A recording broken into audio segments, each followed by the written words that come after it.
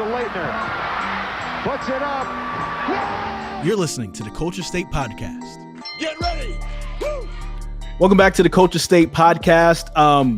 Dennis, the timing was very interesting for last week. I'm Chris Lee. That's Dennis Cox. Thank you guys for listening to another episode. Last week's episode, we decided to drop in Duke's new AD, who will take the helm on September 1st, Nina King. That same day, after the podcast was released, there were rumblings about Coach K retiring from Duke. In that episode, you heard me ask Nina King, you're going to have to replace Coach K at some point. She said she will be prepared. Well, it looks like they had to be prepared because Coach K did decide to retire. The news came out of it that day, and then the next day there was a press conference on what was that, June the 3rd. Yeah. So this episode, we had to make this about Coach K. Yeah, it's interesting because not too long ago, we did our reflection on Roy Williams and his retirement. Yeah. Now, Coach K is going to coach this one more season, so it's not immediate. He is going to coach one more year, but just sitting there to think about that in the next year and a half, we're going to look on the sidelines of Duke and Carolina playing against one each other, whether it be at the Smith Center or at Cameron Indoor, and it's going to be Hubert Davis and now John Scheyer, who's now been announced to be no Roy, no Coach K. For lack of a better term here, Coach K is Duke basketball. Yeah, let's just put it that way. If you look at Carolina basketball, yes, Roy's been there. Dean Smith was there long before that. But before Coach K, Duke wasn't the powerhouse that we know it to be. They had some good coaches beforehand, but absolutely right. Like they weren't the powerhouse. They weren't the team that every single year you were looking for them being a top in the nation. And so because of that, I think, John Scheyer will actually have more pressure on him than Hubert Davis. At Carolina, you have two legends that have already been on the sideline. So for Carolina, that you don't need the legend necessarily for the program to go on. The program is going to go on because they were fine with Matt Doherty besides 1 year. They were fine with I'm having a brain fart. Guthridge. They were fine with Bill Guthridge, for those 3 years. And then, another legend, Roy Williams, happened to come along. So it's proven that, okay, it's not just about Dean Smith. This is about what North Carolina is. Mm-hmm. Duke doesn't have that experience. For 42 years, they didn't have to worry about getting another coach. No. And now when a new coach comes in, is it going to be, business as usual, how it's been for the entire time Duke has had men's college basketball besides the 40 years Coach K is going to be there? Are they going to go back down to, it's not like they were bad, but, in and out of the top 10, some mediocrity there, not a top program, or will they continue on? So there's a lot of pressure on John Scheyer in my eyes. There definitely is. It's amazing that one person can stay in one place for so long, especially in today's just the revolving door of people moving to different coaching positions and so on. And also it's crazy to think that Coach K coached with Bob Knight at Indiana way back in the day before he even got to Duke. So it's just, there's a long connection there of just great coaches that have ended up here in the Triangle. And Coach K's influence, Chris, we talked to Ninth Wonder in one of our earlier episodes. If you haven't listened to it on the Culture State Podcast, go back and listen to our episode with Ninth Wonder. That is a fantastic episode. And Ninth Wonder, who's a music producer with Little Brothers, worked with people like Beyonce, Jay-Z, Rhapsody. He has taught as a professor many of Coach K's players. And Chris, you actually had a chance to talk to Ninth Wonder at Coach K's press conference in terms of the impact that Coach K has had on him. Absolutely. I mean, it was a star-studded affair both days for Coach K's press conference and John Scheyer's, whose was the day after, to kind of introduce him as the head coach in waiting. But at Coach K's, Ninth Wonder showed up there And he was a part of the festivities because he's a big part of that Duke basketball program, being someone, as he said, and, like you said, go back and listen to the episode. He's taught a lot of the players that have come through that we've watched, get picked, in the NBA draft. He's taught a lot of those lottery picks. And if you know anything about Ninth in his personal life, he loves Duke University. He loves what the school has stood for and some of the history at Duke, and how Duke has been traditionally a forward-thinking school when it comes down to race relations. Back in the 1920s or whenever it was, the school hired out a Black architect to design the chapel, to design Cameron Indoor Stadium. They didn't have to do that at the time. And that was a time where a lot of Black professionals couldn't get into those types of doors. Yeah. Those buildings that we see on Duke's campus that is just so iconic, it was designed by a Black man. And so those are things that Ninth Wonder loves about the university. So I asked him, along with that, being a fan of Duke and being a fan of Coach K, what is it that you've taken from Duke and the way that Coach K has led his team into your personal life, into the way that you teach your classes, and the way that you run your label? How do you take those things, and what have you taken from them to run those things and become the leader that you've become? The management of egos and just leadership qualities to be able to handle different personalities, right? To see what's in front of you, to give, I've seen him teach different players different ways.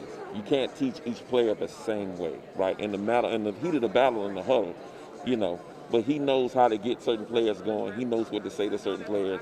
And I've done that with my label. I know how to talk to this particular artist. I know how to talk to this particular artist.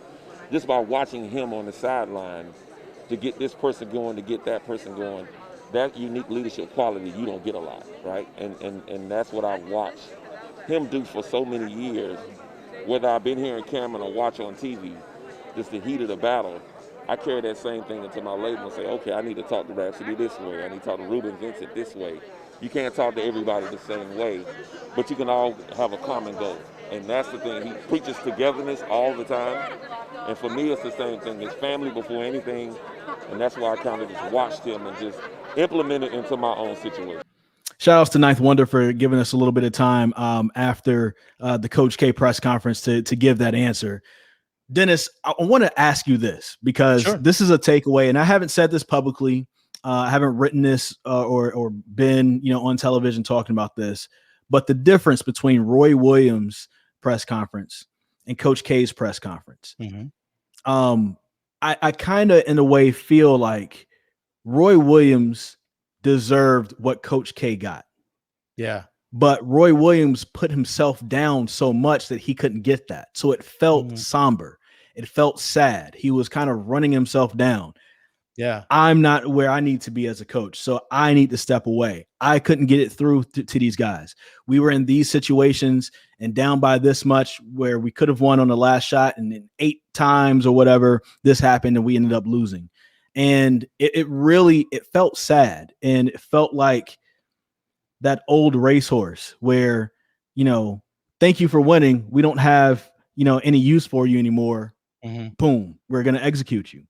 Versus Coach K's felt like, wow, thank you so much. This is amazing.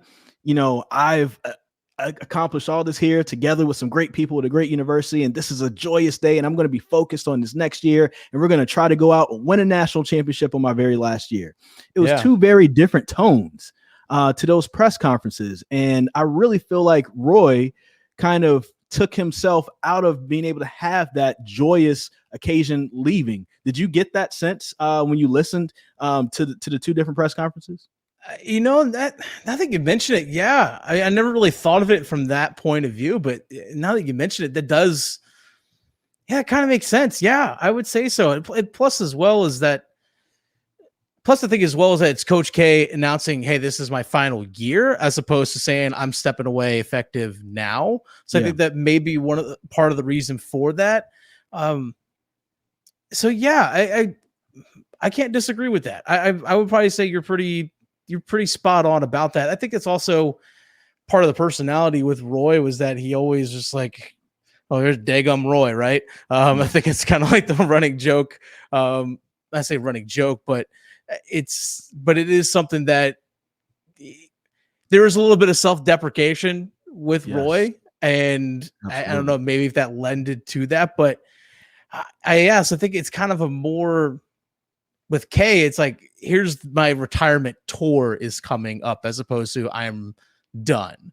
So I think that maybe led into like, all right, it's time to celebrate for this last year because this is my last year, if that makes sense. Yeah, and even with that, with Coach K, he never once said, oh, things are getting too fast for me. These kids are leaving too fast or anything like that. It wasn't any of that for him. It was just like, it's time. Like, it's 42 years. I'll be 75 when this season ends. And, I've been here for a long time. I came here when I was 33. I'm going to leave when I'm 75, excuse me. And it felt like just a normal, like, I've come down to the end of the road and now it'll be best if somebody takes over after this. So that there's new blood in here, instead of like what you said, the self-deprecating portion of it. And even with that, I think that also impacted the introduction to Hubert Davis, because there was still kind of a somber cloud over that, because you knew you're saying goodbye to Roy Williams. And then there's a thought of, well, what's going to happen to the players who have transferred? What's going to happen to the players who have committed? When you talk to John Scheyer, he's like, look, overtime elite is a thing. NBA G League is a thing. The transfer portal is a thing. Duke will be fine. Yeah.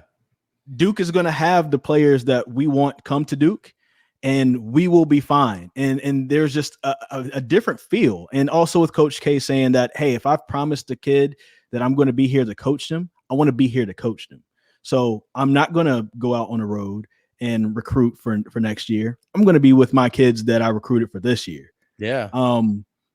And so it's just, I think it's just interesting to get the two different perspectives and to watch how the two different press conferences were held between Duke and North Carolina. Very interesting to me. Yeah, it's a very good point. You were at Coach K's press conference, so I think you're at John Scheyer's as well. We'll actually get to John Scheyer more here in a sec. So I wasn't actually at both of them. So for you, actually have a little bit more intimate perspective on those. Now let's switch gears here real quick to the man stepping in for Coach K after this year, someone who's already on the bench, played for Duke, and John Scheyer. And I mean, he was the head coach for like a game or so this past season, I guess, when Coach K was contact traced or whatever it may be. So you can say he has head coaching experience, but it's interesting how both Carolina and Duke kept things, quote unquote, in the family. Yeah. And I think, both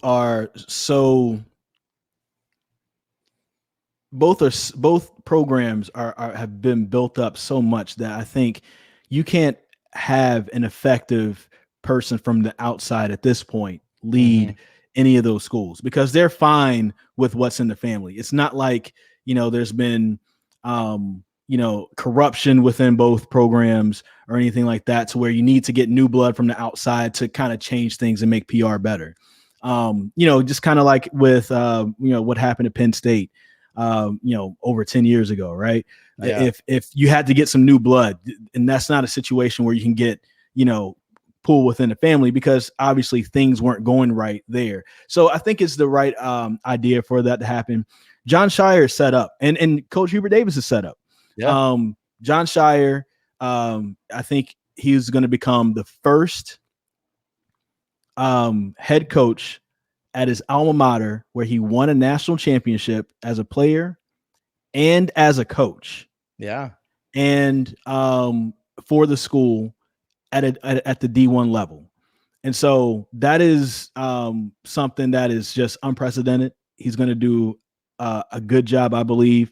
And, there's a system that is in place that literally all he has to do is follow. It's not like Coach K is going to be too far away. If there's a, recruit that is on the fence, Duke, Kentucky, North Carolina, guess who can hop on a Zoom really quick to try to sway you? Coach K. Coach K. Yeah, that's right. And they'd say, hey, this is my man. You'll be in good hands if you come to Duke. Yeah, for sure. All right. Well, we could talk about John Scheyer, but let's actually listen to some of his former teammates. We'll start actually with Gerald Henderson, who is a teammate of John Scheyer's, talking about the new head coach at Duke. Man, I was just overly excited, man. I've never cried for anything that John Scheyer's done. But he got me a little teary-eyed because he's my best friend. And, we were college roommates, and it's just an awesome thing. It's this $1 million question. Well, you had two $2 million questions that got answered in a day, and they've been going on for years. And so, especially now that Roy has moved on as well. But, it happens to your friend. It's just like, it's the coolest thing. And there were other players who were there. Brian Zoubek, also Lance Thomas. Those guys won the national championship in 2010 with John Scheyer on the team. And those guys, they know absolutely what it's like to be with that man on the court every single day. I think Brian Zoubek was his roommate for 4 years. So he knows what it's like to live with him. They are really close to him. Not only do they love him as a player, they know that he'll be great as a coach. They also had things to add about what they feel like John Scheyer will be able to do at Duke. We've been, great friends since Duke, and I've come down here for K Academy and been on his coaching staff at K Academy. So as a former player, a lot of guys haven't been able to see him in that light for a long time. But I've seen his progression at K Academy every single year. He pretty much dominates it, and, really seen him mature as a coach. And so I really wasn't, I'd say, as surprised that he got a real shot at this one. And I'm really, really excited and proud to have the rest of the world see how good he is. Being on a team that underperformed with the uniform on to winning the whole thing with the uniform on, he has every scenario that could happen as a head coach. So he's not going to be rattled if things don't go as they should, when, the shift of power happens, right? He's going to be ready. John is an incredible leader. We were co-captains together our senior year, and I know how he leads. And speaking of people who have won a national championship with John Scheyer, the person who was at the tail end of his college basketball career, who was with him, Andre Dawkins. Yeah. Andre joined us when we had Culture State Radio in the month of March on 99.9 The Fan in Raleigh. He was gracious enough to join us here. But one of the reasons I wanted to have Andre Dawkins on is because, he knows John Scheyer, but then also his relationship with Coach K. We've heard of athletes recently talking about their mental health, and they wanted to take that seriously. Most recently, Naomi Osaka, local connection, part owner of the NC Courage professional women's soccer team. Andre Dawkins is probably one of the first modern athletes that I remember that his mental health became a story on his journey as a college athlete. He lost his sister, I think it was his freshman year, to a car accident while he was at Duke that same year, or it was either that same year they won a national championship or right after that. And it really bothered him his sophomore and junior years. And Coach K came to him and said, hey, you need to take a step back. You need to take care of yourself. Take this year off. Yeah. And if you remember, he took a year off, came back as number 34. He was number 20, came back as number 34 his final year at Duke. And so that's something where he offers a unique perspective for both guys, not only as a teammate and as a coach, but also just what they mean to him as a person, somebody who went through a hard time in his life. Yeah, I think it's actually something. I think it's something that's pretty hard. Hard's the easy word to say. I was trying to find the right word. It's pretty hard to sit there and reflect on something that happened years prior and say, I need to step away and grieve for this, because oftentimes we think of grieving as something that happens immediately after someone's passing.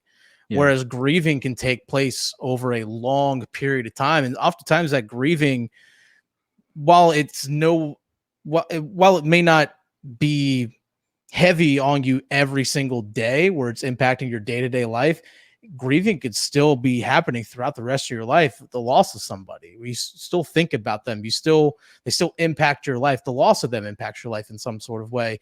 And for a coach to step in and to say, hey, look, take time to take care of you, because oftentimes we think of, as coaches is like, hey, you're here to help this program win. We need you, whatever. For a coach to sit there and say that, I think that's pretty remarkable for them to sit there and say, look, take care of you. We'll still be here. Come back when you're ready. You were a college athlete, so you know the grind of doing and a your coach sport. Too. Yeah. You know the grind of doing your sport, going to class, trying to keep all that above water. Also, dealing with your personal life at the same time. Yeah. And Andre Dawkins not only is doing that, but he's doing it at Duke. Yeah. At a place where he just won a national championship. Yeah. And now that there's all this pressure and all these things, and this crazy thing happens in your life, and you don't get a chance to deal with it. And because you have to be at practice, you have to be in class, you have to do these interviews, and you haven't had a chance to deal with it. And it got to him. And honestly, this is just my personal opinion. If he never had to go through that, Andre Dawkins is still playing in the NBA right now. He might be.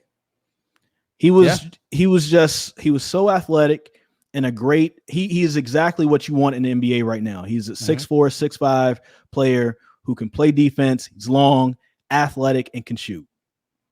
He's a typical NBA guard. And it's that this kind of got into his way, and he was never able to play clearly until he was able to kind of take that year. Yeah. And I can only imagine a year away from not playing basketball. You're not training and everything like that. That definitely impacts you on the floor. But let's not wait any longer, Chris. Let's go ahead and get to our conversation with Andre Dawkins right after this. We have Andre Dawkins, former Duke Blue Devil player. Of course, he played for Coach K, won a national championship. Coach K won a national championship alongside John Scheyer, who will be the next head coach at Duke. First off, before we kind of get into the meat of all this, just your initial reaction to hearing that Coach K was retiring, but still going to give it a year, still going to be around for a year before he officially calls it quits. Yeah, I mean, I was shocked to hear it. It's just one of those things, eventually it's going to come to an end. You knew, he was closer to the end in the beginning for sure. But, it's still shocking when you hear it. But, I'm excited that he gets to, have one last ride, and, we all know ahead of time. So I hope he gets to really enjoy this last run and be celebrated for everything that he's done. What's something that you enjoyed most being around Coach K off the floor? Obviously, fantastic coach, but what was he like off the court to you all? Yeah, I mean, he's super competitive, and I love that. I love to compete at anything. You ask my wife. She's on a different team than me. Then I'm going at her throat. But yeah, so that's really cool, and it's really like a big family. Everybody was family, and you really remember those like dinners and stuff like that. I still remember after we went out in Maui. We went out for dinner, and Coach was just kind of having fun with us, and so things like that. And then looking forward every year. We always had a Thanksgiving tournament, so we always had a big Thanksgiving dinner with the team and Coach and his family. And so not being able to be around your immediate family, but having that extended family at Duke to look forward to, a big Thanksgiving meal with them every year was cool. Hearing that he will have one more year, does that make it for somebody like yourself who used to play at Duke, won a national championship at Duke, you'll forever be a part of that brotherhood, and that he has one more year left? Does it make it more immediate for you to say, all right, I got to get back to Cameron for at least one more game next season? Yeah, I was actually telling my wife about that. I was like, I got to get back for at least one. I don't know if I got the pull to get back to the Carolina game, but yeah, I definitely would love to get back for one, and maybe even get to that game out in Vegas against Gonzaga. That'll be a big time one. So yeah, I definitely want to see them in person for sure before the year's over. So the secret is you're a podcaster now, so you're part of the media. The secret is Yeah. apply for a credential and let them know Yes. ahead of time. Yeah, I may have to do that. I think that'll be the only way I can get in, man. I don't think I'm gonna be able to get tickets. So yeah, I may have to do that. That's a good idea.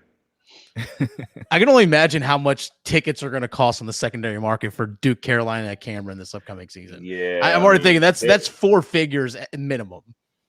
Oh, absolutely. I wouldn't be surprised to see a couple six, courtside seats. Um, but yeah, I mean, they're the secondary market for tickets is expensive anyway for Duke, Carolina. But yeah, for Coach's last game, I'm sure they're going to skyrocket. I wanted to talk to you about this. You were very open while you were in school about some of the hardships you went through after your sister passed, and you even took that 1 year off. And before, like the last few years, it's become a little bit more acceptable for players to talk about the mental health and their mental struggles that they've gone through. And in recent times, there may have been things like back when I was younger or whatever, but in recent times, you were probably like one of the first players I remember to actually admitted what was happening and what was going on with that.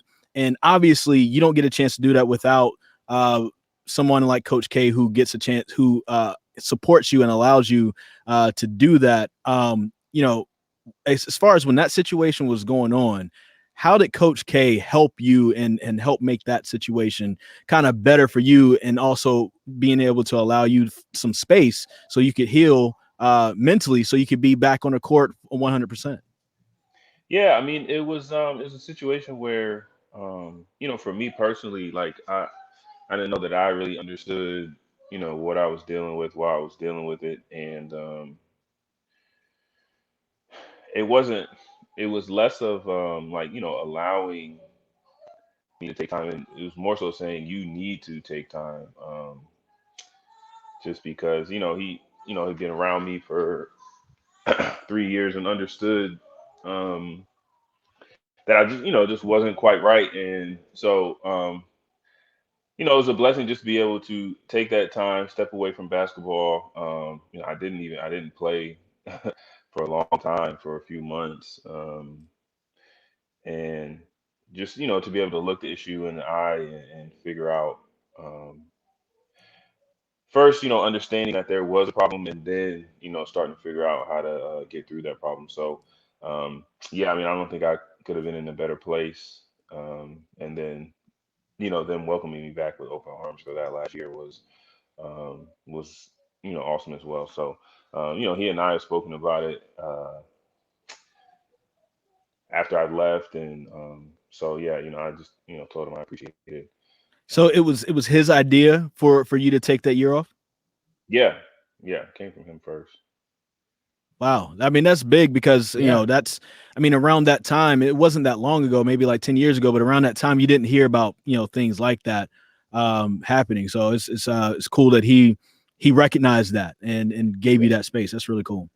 Well, yeah, I mean, I think that's one of the things that's kind of underrated about him is, he cares about us, and I know people on the outside looking in don't get to see um, all of the things that he does for us, and I think he'll say the same. Is he's more proud of his accomplishments, um, through us off the court than he is on the court, and I think that's just what makes Duke so special, is just that family atmosphere, and um, yeah, we all feel like we're part of one big family.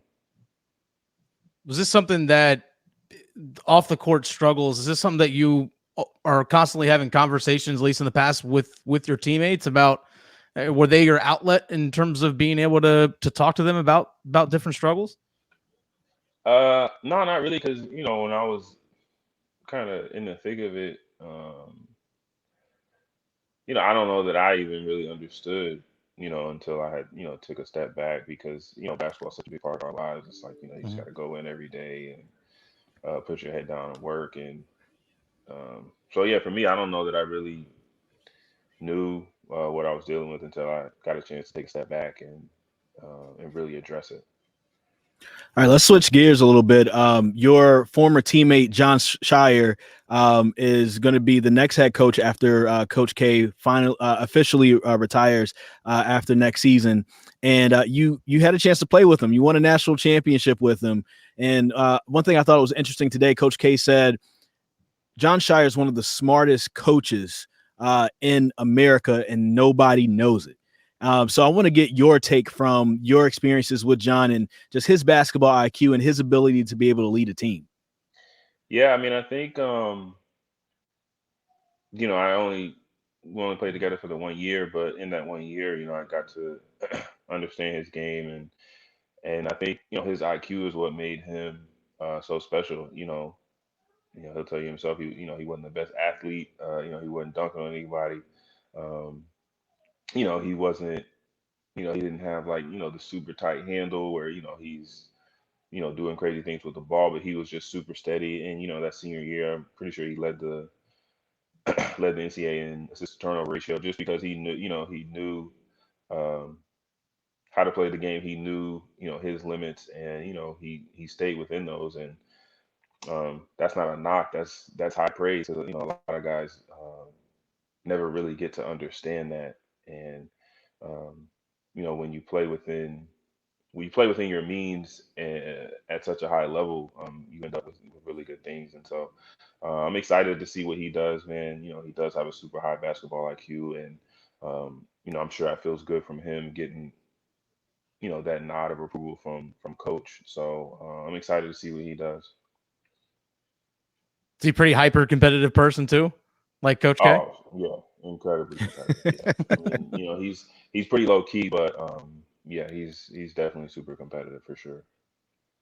That's awesome. I wanted to know, like, I hate doing this because it's not about the rivalry, but you kind of have to talk about the rivalry. And it's just interesting that another legendary head coach just 2 months ago, Roy Williams, decided to retire as well. But his was more abrupt and immediate. And so the parallels there with, two legendary coaches, and that somebody who played at the school, who was also an assistant coach for a while, is who's going to be the person to succeed the legendary coach at the school. So now you're going to have these two legendary schools who had a former player who's a former assistant to now be the head coach. But that's where it stops, because at Carolina, they've had two legendary head coaches already in Dean Smith and Roy Williams. At Duke, when you think about legendary head coaches, there were great coaches in the past, but nobody crosses that legend status or that superstar status. And so far we haven't seen it happen at Duke yet. Do you think John Scheyer has what it takes to be that next legend for Duke, to be that second person the way Roy Williams was at Carolina? I mean, I think he does. I mean, I'm gonna be biased. He was my captain. He was the senior captain my freshman year, so I always root for him, and we keep in touch a decent amount. So, yeah, I mean, I think he does. Like I said, very high basketball IQ and hyper competitive. So I know he's gonna do everything in his power, to get wins, and he's already shown his prowess on the recruiting trails, which obviously is very important in college basketball. And um, Nolan and Sewell are both great recruiters as well, and you know great coaches. Sewell has a lot of experience being on the sideline. So I mean, I think as long as he keeps a good team around him, and I'm interested to see how he feels that last spot on the bench. I think someone with some experience would be great for him. But yeah, I mean, like I said, I'm excited. I think he's going to do well. Obviously, the bar set pretty high. I'm not expecting 1,100 wins and 5 national championships or anything like that. But if he does, great, yeah. right? I mean, yeah. But if he does, like, what the heck? That'd be a hell of a 2-coach run. Yeah. 40 years from now, we'll all be back at Cameron. Yeah, and John will be retiring, and he'll have 1,200 wins and a bunch of championships. I do want to know a little bit more about, like, for you have the podcast, you talk about Duke basketball. Would you want to be a part of that coaching staff. Do you want to get into coaching, or are you just good doing what you're doing now to talk about basketball? Shameless plug, Dawkins on Duke. Check it out anywhere you get your podcasts. I've listened. Really I've definitely listened. Just had a great convo with Grant Hill. He gave us 2 hours, so go check that one out. It's really good. I mean, John calls, I'm coming. I've told him as much. But yeah, I mean, I'm sure it's probably a whirlwind right now for him. So I'm not hitting his phone up asking for a position. But yeah, I mean, I'd love to come back. I love Duke. My wife loves Duke. Durham is home for us. Was home for us for me for 5 years. She was there for 5.5 years. We've got friends that are more like family there. So John calls, I'm coming. I'm on the first flight for sure. Nice. I have one final question. Not only is Coach K stepping away, but Kevin White, the athletic director, stepping away. Now, Nina King was there. She was there pretty early when you had arrived at Duke. Do you have any interactions with Nina King, who's now going to be the new athletic director at Duke? Yeah, I know Nina. Probably had more interactions with Dr. White. He was really different as AD. I feel like he was very interested in us as people. So I got to chat with him a little bit over the years, and Nina as well. My wife is probably a bit closer with Nina. She worked under Dr. White and reported to Nina, so they're pretty close. So yeah, honestly, it's really cool to see my captain is going to be the coach, and then my wife's former boss is going to be the AD. So yeah, it's really cool. So best case scenario is they both give us a call and we can both come back and work at Duke. So you mentioned your wife went to Duke as well, and she used to work there, or? No, she just worked there. She worked there for 5 years. Yeah, 5.5 years. Okay. Hey, well, that's a great love story then. If you guys I mean, can end up getting back Duke, there. Yeah, Duke did it all for us, man. I got a national championship, got a degree, found my wife. It's just, it checked all the boxes for us. Yeah, that's awesome. It's really romantic, actually. So you guys do the 10-year vow renewal, then you need to go right there in front of the chapel or something, right? Yeah. Just do it right there in Durham for sure. Yeah. Yeah. Well, cool. We appreciate you. I'm still a single guy, so clearly I missed out on something. You didn't go to Duke. That was your problem. Yeah, you gotta look in the right places, man. You gotta look in the right places. Still searching. But you're close to Duke, so maybe you could drive over there and maybe find somebody that works in athletics. Maybe Andre can hook you up with somebody who's over there as well. Yeah, I may be able to. We'll see. For the right price. Wow. So there's Andre's marriage services as well too. So he's got all kinds of businesses he's doing along with a podcast. Make sure you listen to the podcast, Dawkins on Duke. Where can everybody find that? Anywhere you have podcasts, man. Apple, Spotify. Got a YouTube channel as well if you want to watch them. Just check out the Field of 68 on YouTube. We tweet all of them from the Field of 68. So yeah, there's no reason for you guys not to check it out. And give it 5 stars, just like you're gonna give this Culture State podcast 5 stars. We appreciate you for coming on, my man. Yes, sir. Thank you. I want to thank Andre Dawkins for joining us on the Culture State podcast. Also want to thank Ninth Wonder and Brian Zoubek and Gerald Henderson and Lance Thomas for all giving their time to the media during those press conferences. That sound that you heard was all from the press conferences where they didn't have to talk to us. They talked to us at the end. They gave us their time. And, we're really appreciative of that. And it could give us like a different perspective and different voices around what's happening with Coach K. Yeah, it's always nice when people are willing to give their time like that when they don't have to. I mean, media is an obligation to a lot of coaches and athletes. But when people are willing to give their time like they do with us, we truly appreciate it. We truly and genuinely appreciate it. One thing I had to remind Brian Zoubek. So I went hiking at Hanging Rock, maybe back in 2009 or 2010. Maybe it was right after the national championship. I can't remember exactly when, but I was with who was my girlfriend at the time, and then we go to this was 2009, and I go and we look over and there's this super tall dude. Like, wait a minute, that's Brian Zoubek. And so I went and I took a picture with him. I have to try to find that picture. Yeah, you out there, but I had to remind him of that. He was like, I slightly remember that. So it's like, all right, cool. Like, all right, cool. So that's what's up. And I told him I'm at WRAL now and all that, and he's doing like real estate in Philadelphia and everything. So we both kind of gone up in our careers and things like that. Mm-hmm. I do want to bring this up though. Okay. We mentioned the pressure being on John Scheyer. Yeah. As far as more pressure is on him than what it is on Hubert Davis. But do you know who the real pressure is going to be on? Tell me. Kevin Keats. Oh, yeah. At NC State. Yes.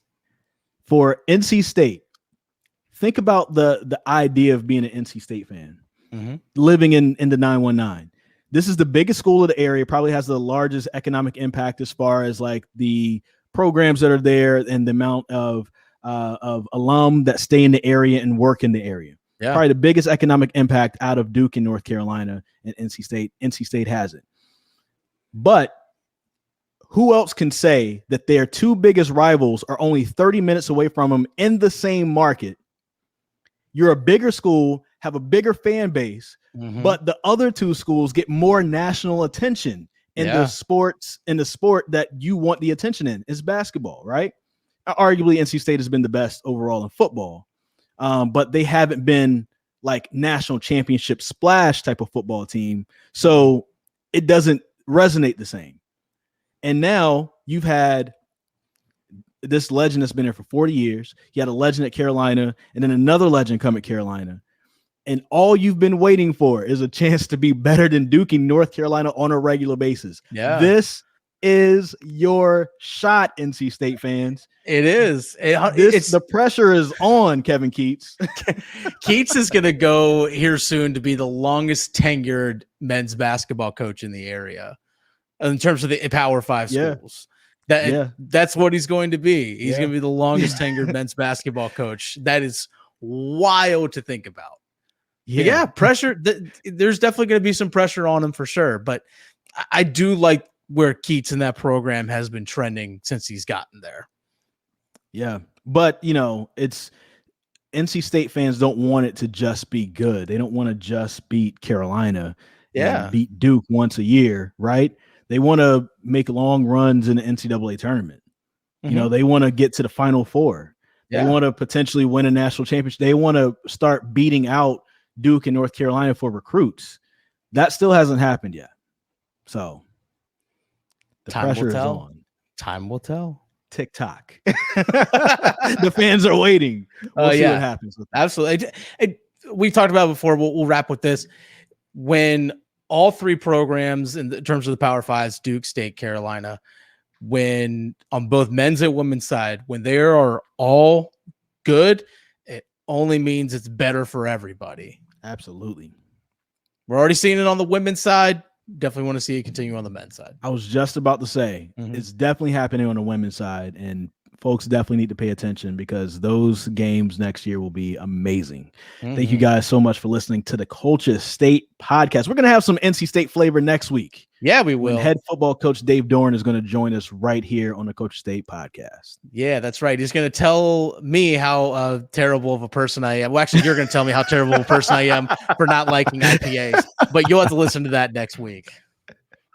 And he'll be the first current, active head coach that'll join us on Culture State. So we definitely appreciate him for doing that and fitting us into his schedule. So he's a cool guy in my book. So that's right. Yeah, I have fun conversation. Definitely tune in next week. But until then, share this with your friends. Leave us that thick 5-star review as you look at Show Smooth's callous hands because he does overhead snatches, because he lifts weights, because he's thick. With 2 C's. Right. Thank you guys for listening. We'll see you next week. The Culture State Podcast, part of the Capital Broadcasting Podcast Network, with new shows coming out every Wednesday. Download and subscribe from wherever you get your podcasts, including the WRAL Sports Fan app.